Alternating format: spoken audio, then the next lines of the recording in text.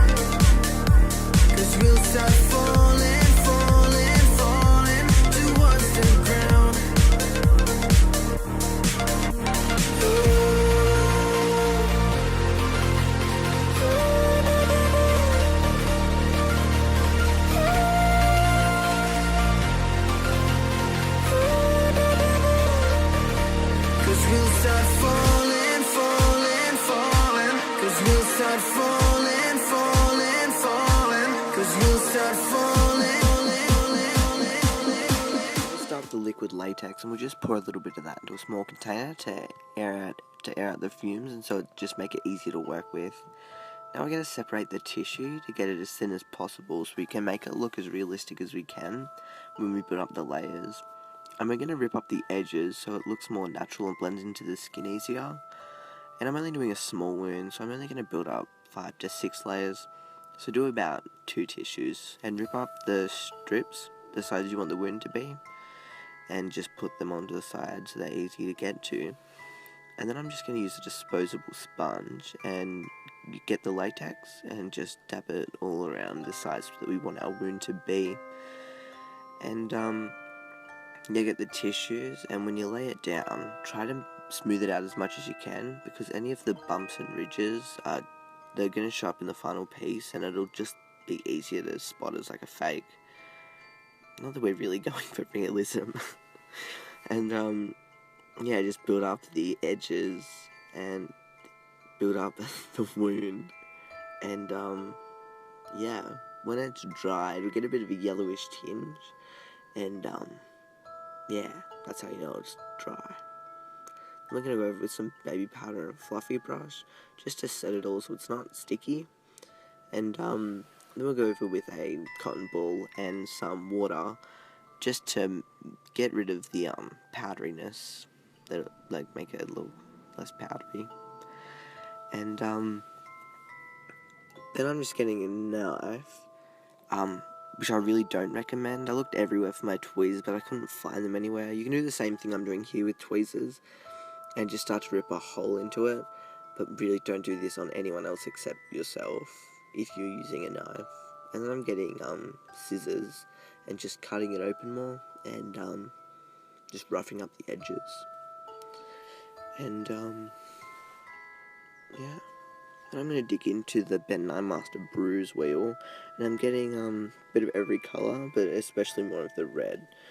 And then I'm just going to get a small brush and just paint the inside red, and I'm going to add like purples and blues just to like add texture and add depth, just make it look more realistic. Because if you look at a wound, like a real one, it's not just a solid colour of red.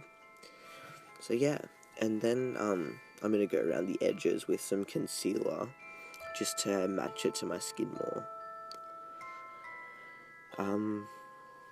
And yeah, I'm going to go over that with some more reds and purples just to make it look like, I don't know, like an old zombie wound. And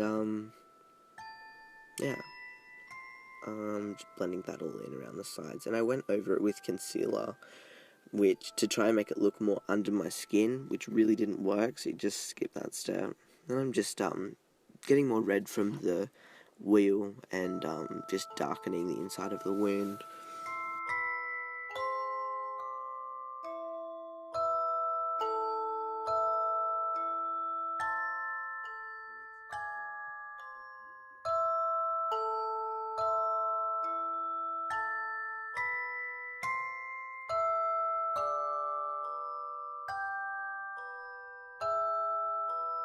I'm getting some scalp blood just to finish it off.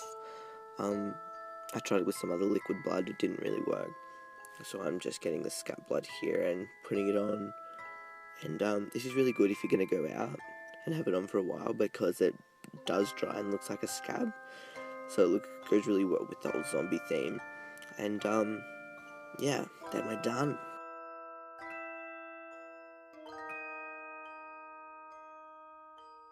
Wow! Chick, chick, ooh, ooh. Bang, bang! What?